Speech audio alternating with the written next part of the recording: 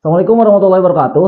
Teman-teman yang saya hormati dan hamba Allah yang banggakan, semakin kita mendekati kepada acara hajat demokrasi di Pilpres 2024, maka tugas kita juga akan semakin mudah untuk menganalisa apa yang terjadi di kemudian hari.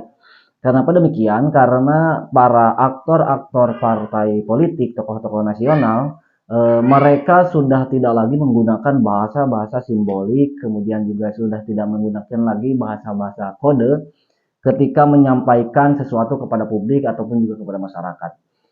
Beda halnya ketika di tahun 2022, para tokoh-tokoh nasional, aktor-aktor politik di Indonesia, mereka mengungkapkan sindiran-sindiran, kemudian juga harapan-harapan itu masih menggunakan kode-kode dan juga menggunakan simbol-simbol. Satu contoh misalnya ketika Pak Joko Widodo menendorse calon presiden untuk 2024 dengan bahasa majazi, ya menggunakan kalimat dahi mengkerut, kemudian juga apa ini eh, rambut yang beruban. Jadi tidak secara terang benderang menyatakan bahwa Pak Joko Widodo mendukung Ganjar Pranowo begitu.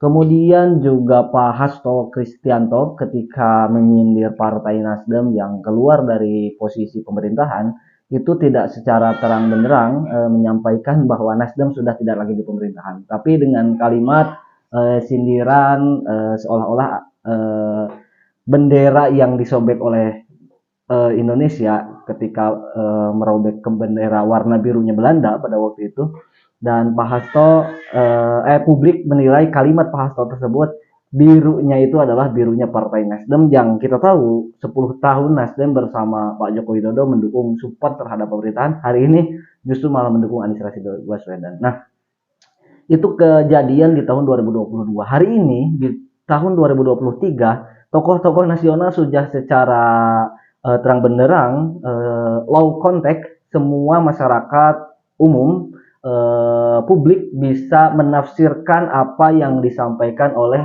aktor-aktor politik nasional.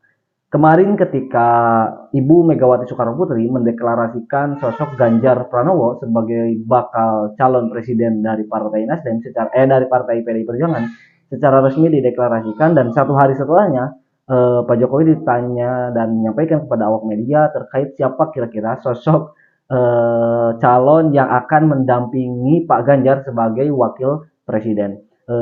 Pak Jokowi menyampaikan beberapa opsi kemungkinan-kemungkinan, misal diantaranya ada Erick Thohir, kemudian juga ada Sandiaga Uno, kemudian juga Mahfud MD, Ridwan Kamil, atau bahkan Pak Prabowo sekalipun kemungkinan bisa mendampingi Pak Ganjar Pranowo berpasangan dengan tokoh-tokoh yang tadi itu. Nah, namun teman-teman yang saya banggakan, meskipun demikian, hari ini memang sepertinya publik sedikit agak di satu sisi optimis, di satu sisi juga pesimis.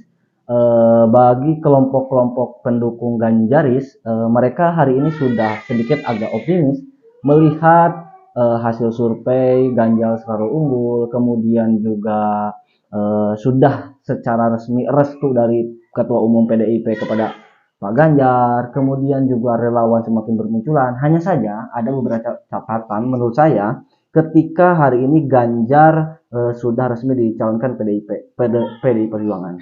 Pertama, memang betul ada peluang bagi partai PDI Perjuangan untuk mendapatkan hat-trick di Pilpres 2024 mendatang, di mana kader PDIP ataupun partai PDI Perjuangan berpeluang mendapatkan kemenangan yang ketiga kalinya.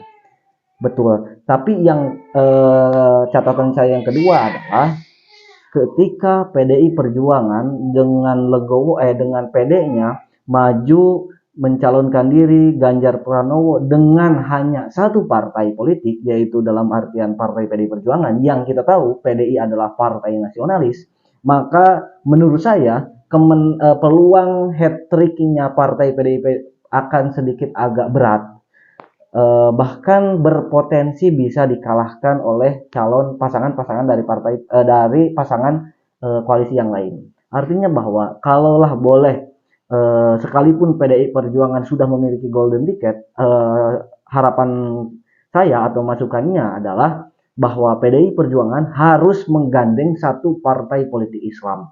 Entah itu P3 Partai Persatuan Pembangunan, entah itu PKB Partai Kebangkitan Bangsa, entah itu PAN Partai Amanat Nasional. Tapi partai Islam kecuali Partai Keadilan Sejahtera.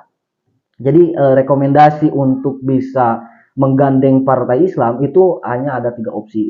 Bisa itu P3, kemudian juga bisa itu PAN, bisa itu juga PKB. Nah, jikalau itu terjadi, maka peluang hat-trick bagi Partai PD Perjuangan, bagi Mas Ganjar akan semakin kokoh. Namun jikalau itu tidak terjadi, maka potensi Ganjar Pranowo untuk kalah di 2024 mendatang itu agak sedikit membesar. Makanya jika PDI Perjuangan ingin memperkokoh kekuatan yang hari ini sudah didapatkan secara elektabilitas, kemudian juga secara kekuatan partai politik, kemudian juga loyalis-loyalis Jokowi mania yang hari ini hampir sebagian besar melimpahkan dukungannya pada Ganjar Pranowo, maka otomatis akan mempermudah.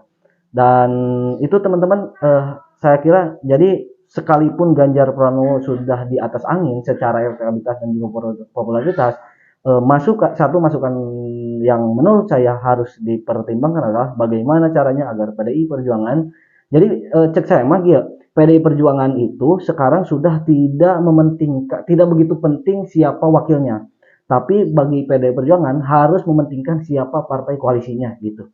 Karena wakil daripada Ganjar Pranowo apa ya, tidak begitu memberikan efek signifikan kepada Ganjar Pranowo, meskipun memang secara hitung-hitungan kalkulasi itu diperlukan. Tapi yang dibutuhkan PDI Perjuangan adalah melengkapi partai nasionalis ini dengan partai-partai religius, partai-partai Islam baik P3, PKB ataupun juga PAN. Dan menurut saya secara histori yang lebih cenderung memiliki kekuatan yang agak sedikit besar itu adalah dengan partai P3 dan juga partai PKB begitu. Jadi bukan opsi menggabungkan antara Ganjar dengan Prabowo, bukan menggabungkan antara PDI Perjuangan dengan Gerindra, karena itu dua partai nasionalis. Tapi yang dibutuhkan PDI Perjuangan adalah partai religius, partai Islam. Itu teman-teman, jika ingin Ganjar jika ingin memperbesar kekuatan Ganjar di pemilu 2024 mendatang. Jadi mungkin cukup sekian dan demikian. Terima kasih atas segala perhatian. Mohon maaf atas segala kekurangan. Hasbunallah wa ni'mal wakil. Assalamualaikum warahmatullahi wabarakatuh.